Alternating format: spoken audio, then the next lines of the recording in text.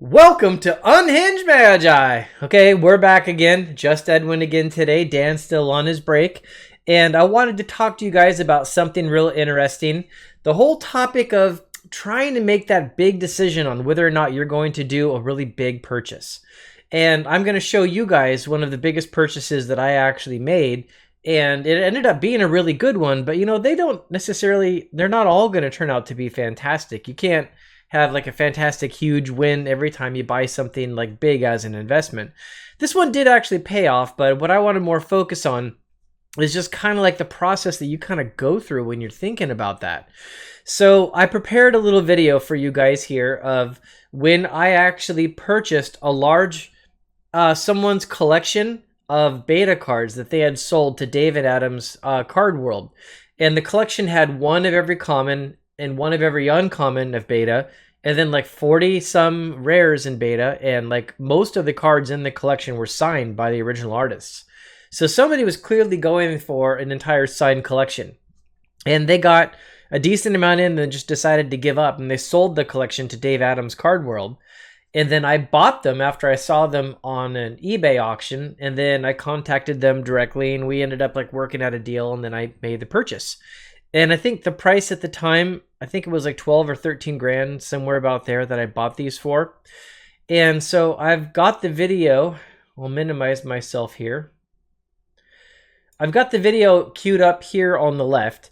And over here on the right, you can see like this is the advertisement that was there for Dave and Adams Card World, where you could clearly see most of the big rares that were in it and some of the more popular uncommons. And so in this picture, maybe I'll just blow it up for a second. And then I'll turn myself off. You can see that there was 5 of the Power 9. There was 4 Moxes and a Twist and a Time Vault, and there was a what do you call it? Gauntlet of Might and Force Field, Chaos Orb, and a Birds of Paradise. Then there's a bunch of other rares just mixed in throughout here. I mean, you see there's a Mana Vault, Winter Orb, the Hive, Goblin King, Brain Geyser. There's a Stasis, signed by Faye Jones, actually, which is a hard signature to actually get. It was really a fantastic collection to actually purchase. Let's see. And I was actually extremely happy to have actually gotten that. So, the collection ended up being a good amount of money. It was a pretty decent risk. And, you know, you never completely know how things are going to pay off. Like at that time when I bought them, that was like, I think in mid 2016, I think. And they actually arrived like right on my birthday, with like when this video was going, it was actually my birthday. And so it was like easily the best birthday I've ever had, because I got to open up this box of cards that was just nutty. But at that time, the real takeoff on the prices of all these old reserve lists and original print cards hadn't really started yet. And I didn't completely know that where they were going to go.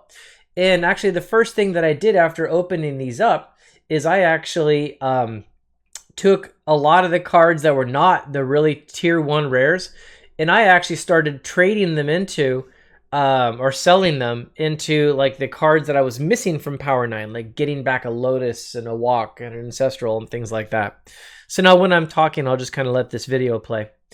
So anyways, I really liked how the Dave and Adams Card World actually did the packaging. And like I was so blown away at the quality of all the cards. Like you can see like all these like crazy signed betas inside there.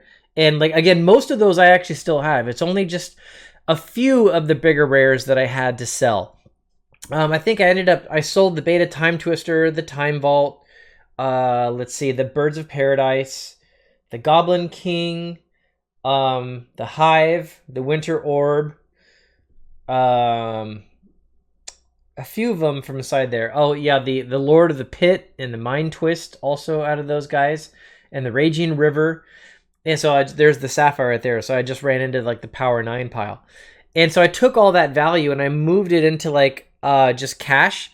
And then I started making purchases on eBay and like from various other sellers. I actually bought my signed Lotus from Vintage Magic for $3,500 right around that time. And I bought my Mox Pearl Unlimited for $600. And I bought my Unlimited Time Twister, I think I think I paid around $550 or $600 at the time, because this is like way before it had exploded in like 2016.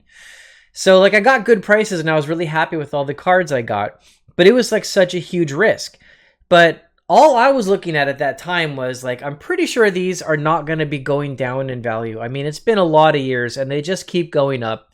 And I really felt like this is my last shot to actually pick up cards like these. Like if I don't pick it up then, like they're going to be at such a high price range, I just can't justify it, especially when I'm not planning to resell the cards. I'm planning to keep the cards. And that's a huge difference, you guys. Like that's something to think about like right off the bat.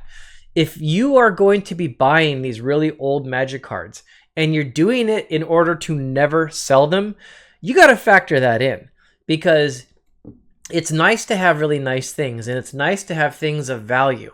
But if you really, really, truly, honestly plan on never selling, then if you are carrying like credit card debt, car loan, you still have like a school loan payment, you still have like debt that's like hanging over your head, then it really doesn't make sense to like take tens of thousands of dollars and sink it into these cards like to like never sell again.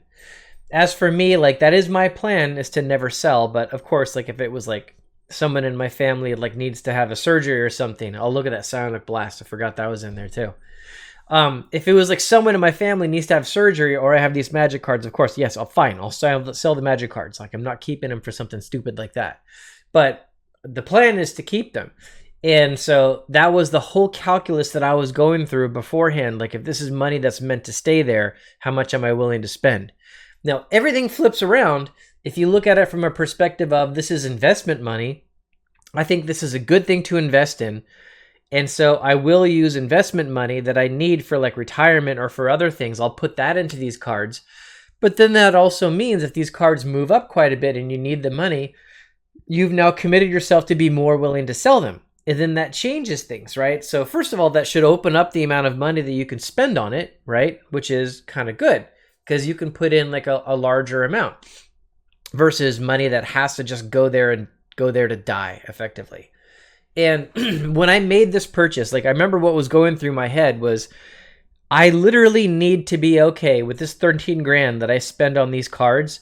Like maybe that's like my birthdays for the next like 5 years. Maybe that's like, and Christmases and other holidays and stuff like that. And I'm just not going to spend money. Like here's the part of the video makes people cringe. Yes, I actually did Ben test a Beta Mox Ruby. And yes, the Ruby's fine. I've done Ben tests for years. I know how to do it. So I'm familiar with it, but I mean, it was just so much money. I just really wanted to be sure at the time. So anyways, yeah, you really got to like factor that in. And so the big point that I want to get at is there's a lot to consider. Like right now, a lot of people have been watching this channel. They've been going through just like what the current price trends are. They've been asking where the card values are going to go. But what you also need to consider, I'll back this up to like a fun spot where it's looking at the Moxes or something again.